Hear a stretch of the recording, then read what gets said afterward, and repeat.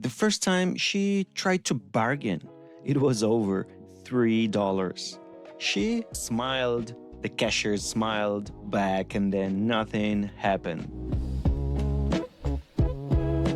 This is Between Passports. I'm Vinny, and this story was sent by Linh. Let's call her that. She's from Vietnam, and she reached out to share this one story that actually, it's pretty funny.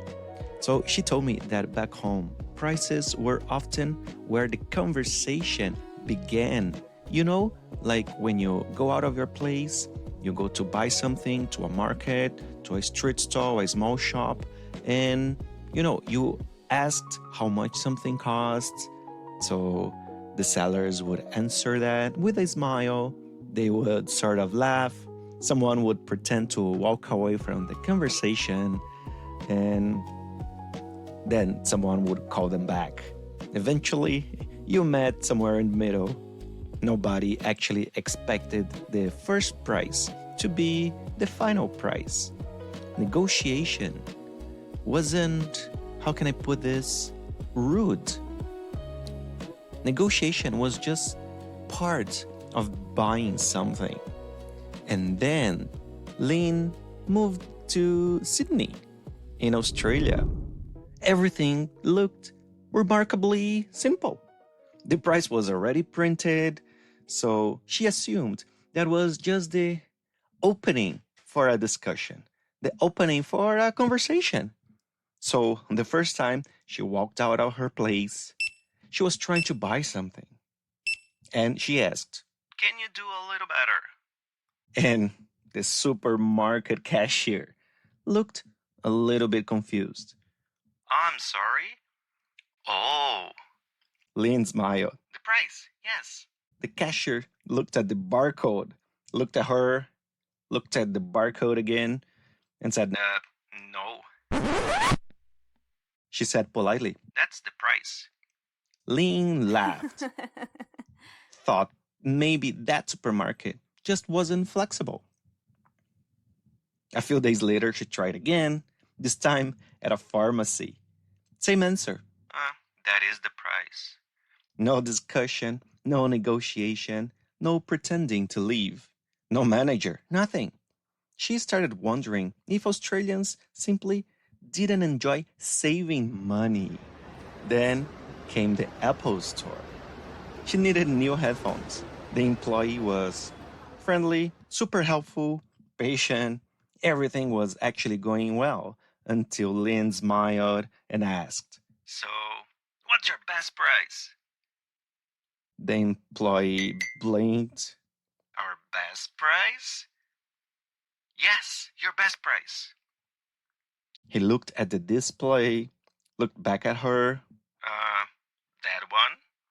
He pointed at the number already on the shelf. Linh laughed. He didn't.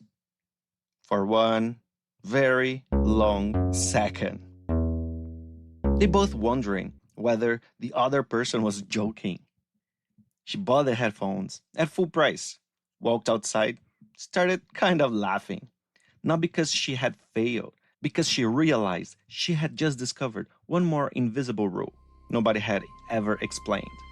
Months later, she understood. In Australia, fairness often meant everyone paid the same price.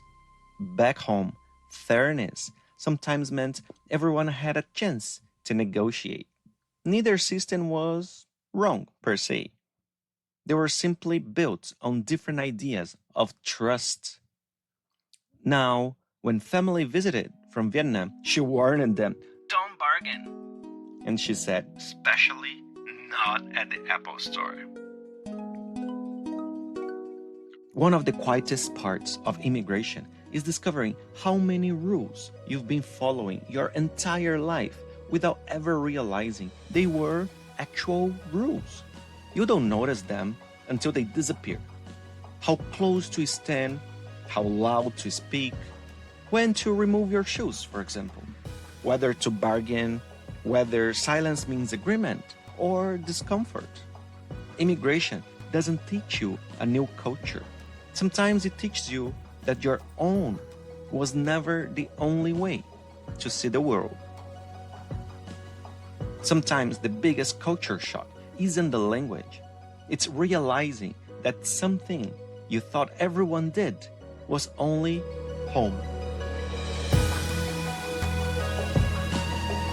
I'm Vinny, and this is Between Passports. This story was sent by Lynn. She shared that story that happened to her when she moved to Australia back in the day.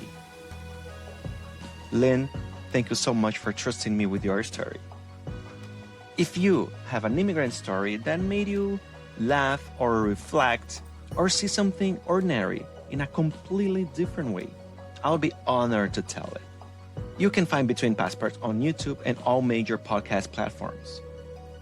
Between Passports, where we ask the question nobody wants to answer out loud. Do I hear an accent?